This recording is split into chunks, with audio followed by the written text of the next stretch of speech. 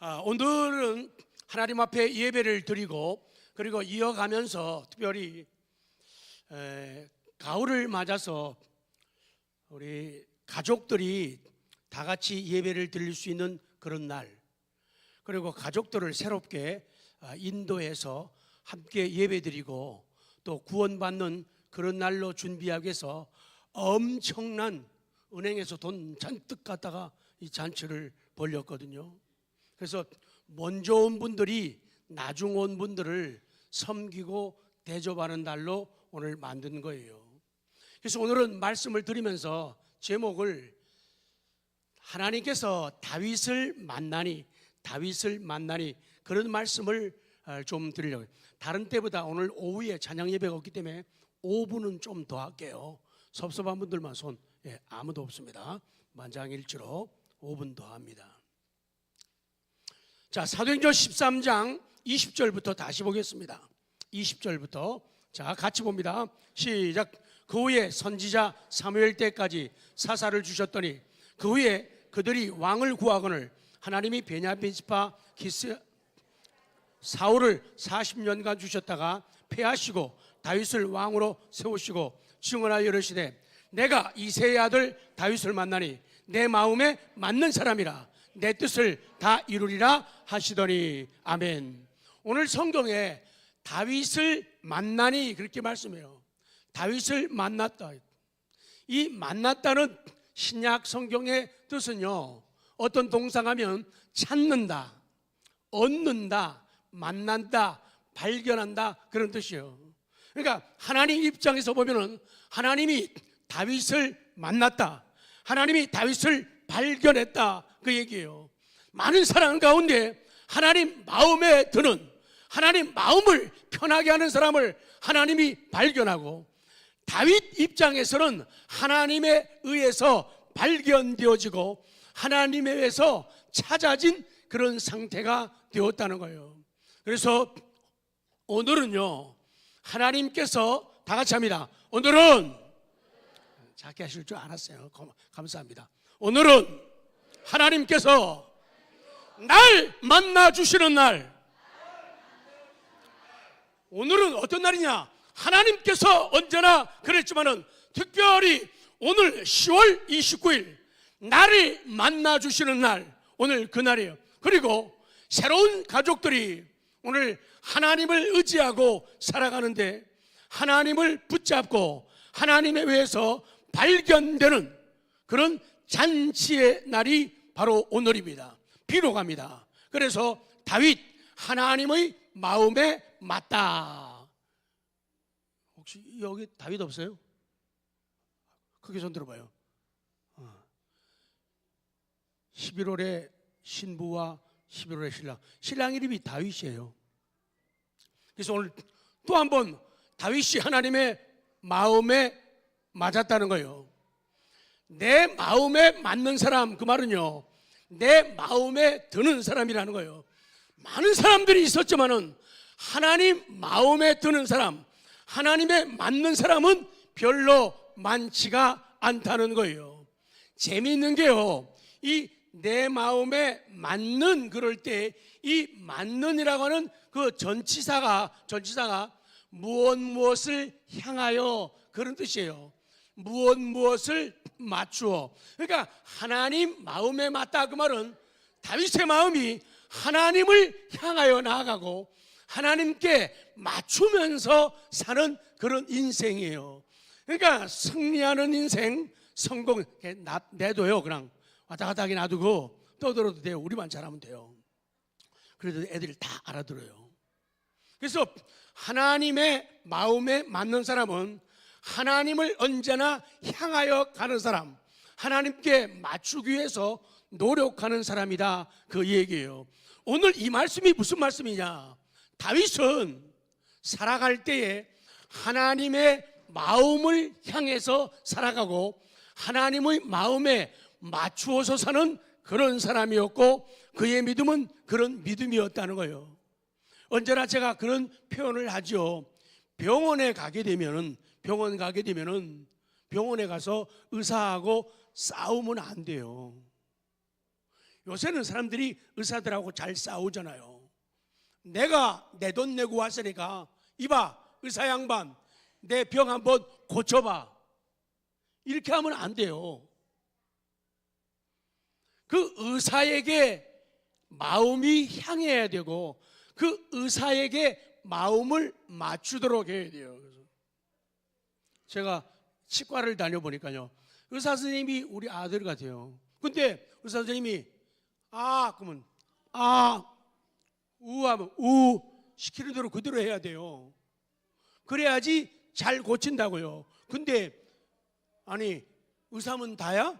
어딜 말이야 나한테 말이야 내가 아버지 뻘 되는데 어디다 입 더 벌리라고 그래. 이래 오면 그렇게 하면 안 된다는 거예요. 신앙도 마찬가지예요. 내가 교회 와줬는데 내가 11조 드렸는데 목사님 나한테 한번 은혜 끼쳐봐. 나 한번 감동 줘봐. 나 한번 웃게 해봐. 나 한번 울게 해봐. 그딴 마음 돼요? 안 돼요? 안 된다는 거예요. 다윗은 하나님의 마음에 맞추려고 노력하는 그런 삶을, 그런 믿음을 가졌다라고 성경은 말씀하는 거예요. 시작은 잘했지만 망가진 사람이 있는데 그가 첫 번째 왕 사울이죠. 이 사울이 처음에는 아주 잘 나가던 사람이에요. 그런데 지나가다가 조금씩 사람이 바뀌고 변질되기 시작을 해요. 잘난 척하기 시작하고 자기 모습을 드러내기 좋아하고 자기 목소리를 키우기 시작합니다. 그래서 가만히 있으면 바보가 되는 것 같아가지고 사람들을 힘들게 하고 불편하게 만들고 하나님 앞에도 그런 모습으로 나아가는 거예요. 쟤들 목소리보다 제 목소리가 더 크도록 할게요. 제사를 선지자 사무엘이 드려야 되는데 사울 왕이 자기 계급 신분 갖고 선지자를 무시하고 깔보고 지가 제사를 드리는 거예요. 사무엘은 섭섭했어요. 그런데 성경에 하나님은 노하셨다. 하나님은 그것 보고 화를 내셨다는 거예요. 하나님 제가 뭐 그렇게 잘못했습니까? 하나님 위해서 제사했는데 야 그게 네 할 일이 아니잖아. 그거는 네가 할 생각이 아니고 네가 할 말이 아니고 네가 행동이 아닌데 네가 왜 그렇게 나서니? 그래서 하나님이 노하셔가지고 하나님의 마음이 바뀌게 돼요. 그래서 너 이제는 뭐 쳤다? 손이 가면 너 이제는 뭐 쳤다? 종 쳤다. 너 이제는 왕위에서 내려오고 너 왕좌를 내놔야 돼. 그 얘기예요. 우리 인생 가운데서 하나님이 이제 너 종 쳤다. 그렇게 되면은 정말 슬픈 인생이 되고 말아요. 그러면서 하나님께서 사무엘 선지를 통해 가지고 사울 왕 대신에 내가 준비한 사람이 있다는 거예요. 내가 점 찍어놓은 사람이 있다는 거예요. 내 마음에 드는 사람이 있는데 그의 이름이 다윗이라 그 얘기예요. 무슨 다윗이에요? 김다윗이래요. 쇠 금자요. 다윗도 무슨 다윗인가? 금덩어리 다윗이래요. 신부는 좋겠수? 다윗이 금덩어리 다윗이래요. 그때 말씀이에요. 자, 사무엘상 13장 14절. 자, 시작. 지금은 나라가 길지 못할 것이라 여호와께서 왕에게 명령하신 왕이 지키지 아니하였으므로 여호와께서 그의 마음에 맞는 사람을 구하여 여호와께서 그를 그의 백성의 지도자로 삼으셨느니라 하고 그래요. 하나님이 가보니까 안 되겠어요. 맡겼더니 엉망진창이에요. 지 마음대로요.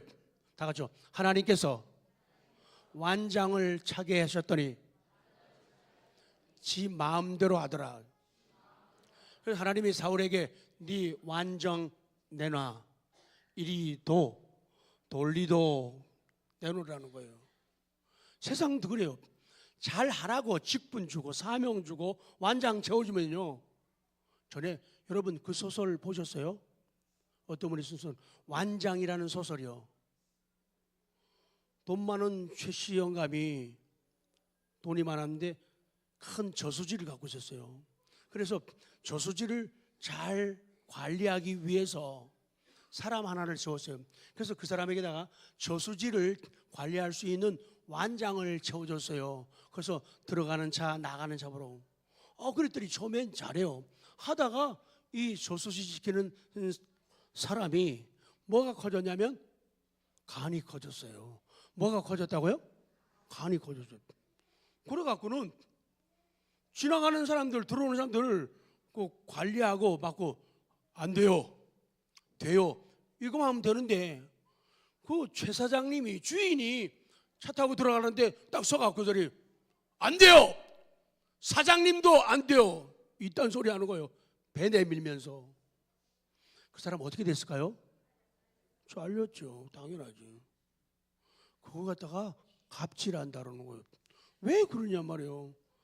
맡겨준 분에게 충성하며 지혜롭게 일해야 되는데 어떻게 왜 자기 사장님을 못 들어가게 만드냐 말이에요. 지금 사울 왕이 그런 입장이 된 거예요. 그리고 시간이 가면서요, 이 사울 왕은요 참 답답한 인간이에요. 어쩌면 우리 모습하고 너무 닮았어요. 사울은요 다윗을 되게 싫어했어요. 다윗을 어떻게 생각하냐면 다윗을 제거할 인물로 보았다는 거예요. 저것이 없으면 내가 하나님의 사랑받고 저놈이 없으면 내가 길을 필 텐데 다윗을 제거할 존재로 본 거예요. 요즘으로 말하면 사울 왕은 권력을 가지고 다윗을 무슨 대상으로 봤을까요? 무슨 대상이요? 텔레비를 안 보시는구나. 적폐 대상. 시작. 다윗을 적폐의 대상으로 본 거예요. 적폐가 뭔지 아세요? 사전 보니까 뭐 정치하는 사람들 매일 적폐 막 그래요. 그래서 내가 착한 제가 사전을 찾아봤어요. 오랫동안 쌓이고 쌓인 배단, 요게 적폐예요. 사울 왕은 그래도 뭐 흠은 있지만 그래도 무난하고 괜찮은 다윗을 사랑하고 감싸주고 그래야 되는데 다윗을 적폐의 대상으로 생각해가지고 다윗을 몰아내고 다윗을 죽이려고 난리를 친 사람이 사울 왕이에요. 근데요 성경 보면요 참 슬퍼요. 사실은 성경 보면은 다윗이 적폐의 대상이 아니라 누가 대상이에요? 사울 왕이 적폐의 대상이에요. 적폐의 대상, 하나님이 내놔, 완장 내놔, 너 이제 그만둬. 하나님이 적폐의 대상으로 처분하려고 그러는데 그것도 모르고 지가 딴 사람을 적폐의 대상으로 삼아가지고 잡아 죽이고 노출시켜가지고 폭로하고 죽이려고 하잖아요. 이게 미련한 인생들의 모습이라는 거예요. 지가 더 적폐의 대상인데 딴 사람들의 적폐를 끄집어내가지고 죽이려고 함정으로 몰아가는 그 시대의 사울왕과 정권과 오늘날 이 시대의 사람들은 어떤 면이 같고 다른가를 생각하지 않으면 우리도 하나님 앞에서 적폐의 대상이 될 수가 있다는 거예요. 시로 갑니다. 자, 다윗이 하나님의 마음에 들었죠. 그리고 오늘 다윗이 하나님의 뜻을 약속을 받게 됩니다. 그래서 내 뜻을 다 이루리라 그렇게 말하죠. 내 뜻을 다 이루리라 그렇게 하나님께서 말씀해요. 내 뜻을 너를 통해서 다 행하게 하고 네가 만들어내고 그리고 내가 창조해서 이 역사를 이루게 하겠다 그렇게 말씀하는 거예요. 자, 니은으로 갑니다. 자, 니은. 자, 큰 소리로 니은. 뜻을 뜻을 이루어드리기 위해서는, 그러니까 하나님의 뜻을 이루어드리기 위해서는 내가 하나님의 뜻을 알아야 돼요. 하나님의 뜻을 모르게 되면은 하나님의 뜻을 역행하고 하나님의 뜻에 반하는 생각과 말과 행동을 할 수밖에 없기 때문에 하나님의 뜻 이루려면 하나님의 뜻을 알아야 돼요. 그래서 A에 뭐라 그래요? 자, 뜻 이루기 위해서 A, 시작.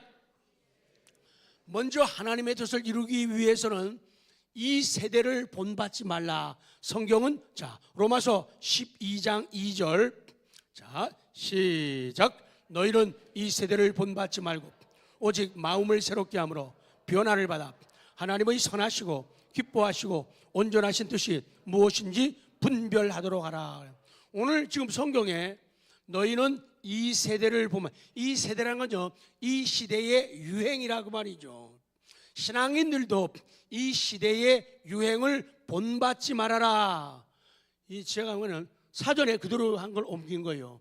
본받지 말아라면 집단의 구성원들과 생각을, 세상이라고 하는 집단, 나쁜 길로 가는 사람들의 집단, 좁은 길로 가지 않고 넓은 길로 가는 사람들의 집단들과 생각을 같이 한다든지 그들을 따른다든지 그들과 행동을 같이 하든지 그들과 일치하지 말아라. 그러니까 너희는 이 세상과 일치하지 말라는 거예요. 뭔가 달라야 된다는 거예요. 남들이 한다고 다 하지 말고 남들이 간다고 다 가지 말라는 거예요. 그래야지 하나님의 뜻을 이룰 수가 있다. 그렇게 말씀하는 거예요. 중요한 거 있어요. 지금 너희는 이 세대를 본받지 말아라. 이 본받지 말라는 것이 성경은 수동태로, 수동태는요, 자기가 자기를 위하여. 시작. 자기가 자기를 위하여. 그러니까 세상을 본받지 않는 것은 내가 나를 위한 길이에요. 세상을 본받지 않는 건 뭐라고요? 내가 나를 위한 길이에요. 그러니까 바보 미련 곰탱이는 본받지 말라고 말씀하는데도 네가 네 자신을 위해서 세상을, 유행을 본받지 말라 그런데도 길을 쓰고 본받으려고 하는 거예요. 그것들과 함께 타락되기를 원하고 넓은 길 가기를 원하는데 그러지 말라라고 성경은 말씀하는 거예요. 여러분, 이 세대의 유행, 외형이 뭐예요? 세상은요, 먹는 거, 마시는 거, 즐기는 거, 방탕하는 거, 싸우는 거, 불신하는 거예요. 서로 너도 나를 안 믿고 나도 너를 안 믿어. 그런 세상이 이 시대의 유행이에요. 그래서 이 시대의 유행은 우리를 해치는 거예요. 나를 망가지게 만드는 거라 그 얘기예요. 이 시대의 유행은 나를 망가뜨리고 우리 가정생활을 재미없게 만들어요. 이 시대의 유행은 우리를 무기력한 가정 되게 만들어요. 엄마 아빠의 권위가 없게 만들어요. 애들이 말을 안 들어요. 엄마 아빠에게 토를 달고 대들고 뭘 쳐들고? 턱을 쳐들고 하는 그런 시대가 이 시대의 유행이니까 오늘 젊은이들 저 끝에 저번에도 다음에는 이 가운데로 모실게요. 저 아이들에게 잘못하면 우리 나중에 나이 먹어서요 국물도 없어요. 국물이 있기 위해서 이들을 한번 주님 앞에서 죄를 물어 우리 젊은이들 한번 축복에 박수 한번 보내주세요. 저 가만히 있는 거 봐요. 축복을 받아봤어야지. 이렇게 박수 축하해 주면요 고개 숙인다든지 거룩하게 손을 흔들어요. 다시요. 우리 젊은이들을 축복해 주시기 바랍니다. 손은 들어봐요. 고맙습니다. 먹어본 사람이 온 거예요. 애들이 얼마나 그걸 못 받으면, 얼마나 박수를 못 받으면 몸둘 바를 모르잖아요. 익숙하게 좀 만들어내요. 자, 요한일서 2장 15절부터 자, 성경 잘 보십시오. 시작. 이 세상이나 세상에 있는 것들을 자랑하지 말라. 누구든지 세상을 자랑하면 하나 아버지의 사랑이 그 안에 있지 아니하니 이는 세상에 있는 모든 것이 육신의 정욕과 안목의 정욕과 이생의 자랑이니 다 아버지께로부터 온 것이 아니요 세상으로부터 온 것이라. 이 세상도 그 정욕도 지나가되 오직 하나님의 뜻을 행하는 자는 영원히 거하느니라. 아멘. 자, 두 번째, 아까 이 세대를 본받지 말아야지 뜻을 알 수 있어요. 또 하나는 마음을 새롭게 하라. 마음을 다 같이요. 마음을 새롭게 하라. 그 다음에 C로 가요. C. 변화를 받으라. 변화를 받으라. 어느 날 예수님께서 요단강에 나타나셨어요. 세례 요한이 사람들의 죄를 지적하고 사람들에게 세례를 베풀고 있었죠. 예수님이 오셔가지고 나도 세례를 받겠다 이렇게 말씀해요. 그랬더니 세례 요한이 아니 되옵니다. 어떻게 예수님이 저에게 세례를 받습니까? 그러나 허락해라. 왜? 내가 이 땅에 죄인들을 살리기 위해서 이 땅에 왔기 때문에 세례를 받는 것도 사람의 몸을 입고 온 내가 세례를 받는 것도 다하다 하시면서 예수님이 세례를 받으시죠. 우리가 세례를 중요하게 여기는 이유가 바로 여기에 있어요. 세례라는 건요, 내가 세례라는 그 세례 받는다 그 말 자체가요, 담근다, 적신다, 뿌린다 그런 뜻이에요. 그러니까 물에 의해서 혹은 하나님의 은혜에 성령의 능력에 의해서 내게 은혜가 뿌려지고 내가 거기에 적셔지고 거기에 담궈지는 것이 세례가 된다 그 말씀이에요. 그래서 세례는 내가 물속에 잠겨서 죽었다. 나의 옛사람은 물속에 잠겨서 죽었다. 나는 십자가와 함께 죽었다. 그리고 나는 그리스도의 부활과 함께 다시 태어나는 새 생명을 가진다. 이 변화가 새로운 우리 신앙 생활이 되는 거예요. 그래서 예수님이 세례를 받으신 후에 하나님께서 하늘을 열게 하시고 하나님께서 공적으로 인정하는 역사가 나타납니다. 이는 내 사랑하는 아들이요 내 기뻐하는 자라라는 그런 선언을 하시게 되죠. 자, 뒤로 갑니다. 이것을 알아야 다 같이 따라합니다. 세대를 본받지 말아라. 마음을 새롭게 하라. 변화를 받으라. 그래야지 하나님의 뜻을 분별한다 그 말이죠. 자, 쭉 넘어가요. 오늘 우리 성도님들 또 오늘 처음으로 하나님 앞에 나온 새가족 여러분, 우리 삶에는 터닝 포인트가 있어야 돼요. 터닝 포인트, 돌아가는 어떤 점이 있어야 돼요. 전환점이 있고 전기가 있어야 돼요. 사람이, 제가 요번에 치과를 가보니까요, 치아가 너무 얘들아 이빨 잘 닦어. 나처럼 하면은 가서 신경치료하면서 반 죽는다. 이게 간증이에요. 이빨 잘 닦고 조금이라도 아프면 신경이 곪기 전에 빨리 가. 이게 간증이에요. 이게 교훈이에요. 안 걸면은 죽어요. 반. 나 그냥 막 죽는 줄 알았어요. 맞아. 예수님의 고난이 생각나더라고요. 야, 얼마나 아프셨을까. 그래서 그런 사람이 미련해가지고 한번 아픔을 가지게 되면은 그 아픈 시점이 터닝 포인트가 되는 거예요. 배가 너무 잘 먹어서 배가 자꾸 나오는 거예요. 그러니까 숨이 차요. 그런데 산에를 올라갔어요. 그러고 나면은 무슨 생각이 드느냐? 이리다가는 죽겠다. 내려가서 덜 먹어야지. 운동해야지. 살 빼야지. 등산 간 게 무슨 포인트예요? 터닝 포인트가 되는 거예요. 안 그러면은 괜찮은 줄 알아요. 그러다가 진짜 됐다 크게 당합니다. 그러니까 정신 바짝 차리는 지혜가 있어요. 우리 삶이 터닝 포인트가 있어야 된다 그 말이죠. 예수님을 우리가 믿는데 예수님 오시기 전의 역사를 BC라고 하고, 설명은 나중에 할게요. 예수님이 오신 후의 역사를 AD라고 우리 온 세상이 기억하고 있죠.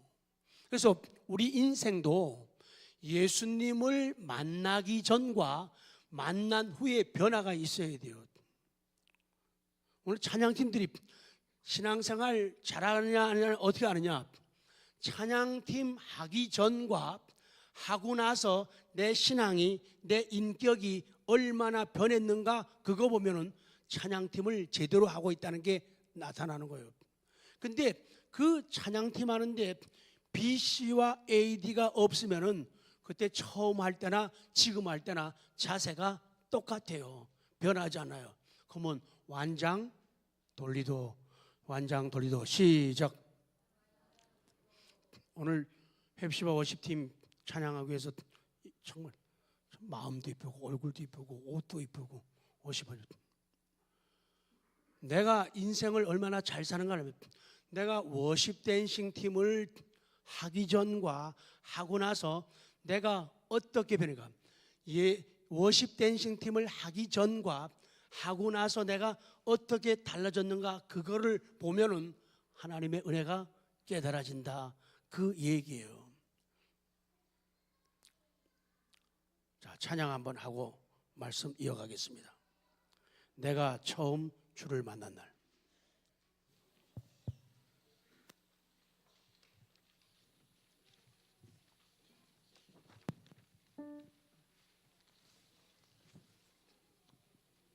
멀리 가지 말래도 꼭 멀리 가요.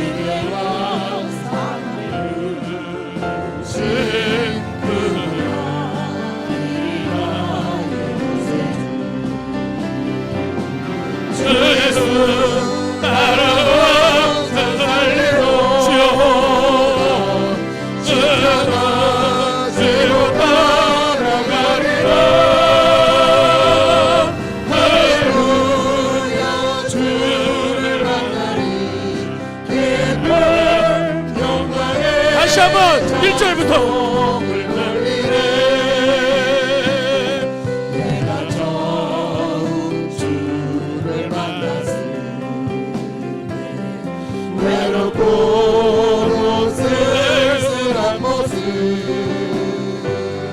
말없이 홀로 걸어가신 길은 정말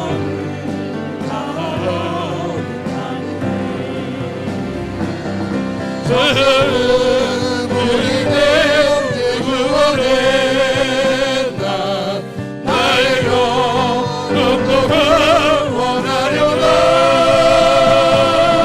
얼마는 고마운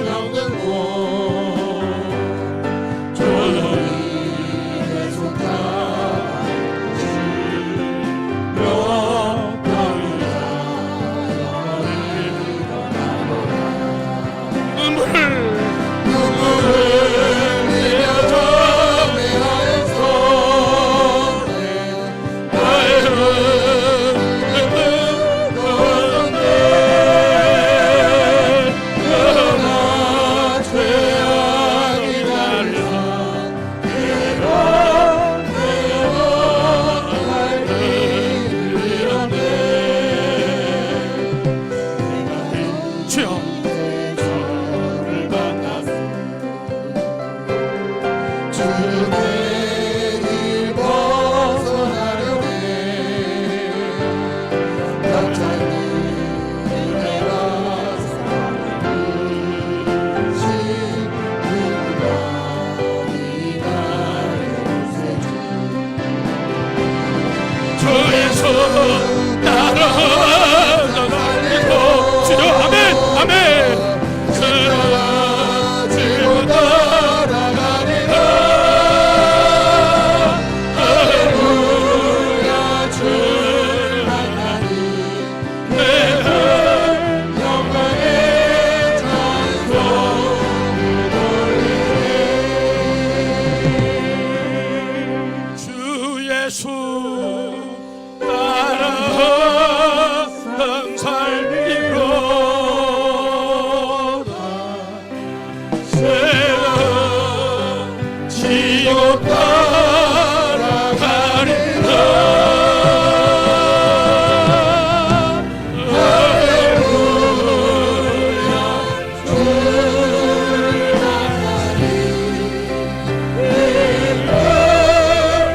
영광의 찬송을 돌리네 감사 영광의 박수 올립니다. 감사 영광의 박수 올립니다. 감사 영광의 박수를 올립니다.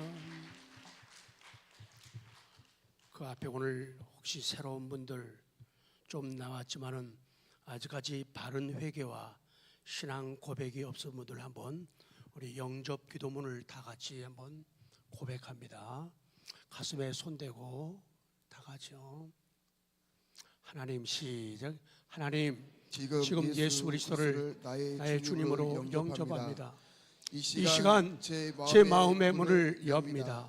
그동안 하나님을 모르고 제 마음대로 살아왔던 것을 회개합니다. 예수님께서 나의 죄 때문에 십자가에 죽으심으로 내 죄값을 담당하였음을 믿습니다. 이제 예수님을 나의 구주, 나의 하나님으로 영접합니다. 나의 죄를 용서하시고 영생을 주심을 감사합니다. 나를 다스려 주시고 주님이 원하시는 사람으로 만들어 주옵소서. 예수님의 이름으로 기도드리옵나이다. 아멘. 이제 말씀을 그냥 끝내겠습니다. 기도하겠습니다.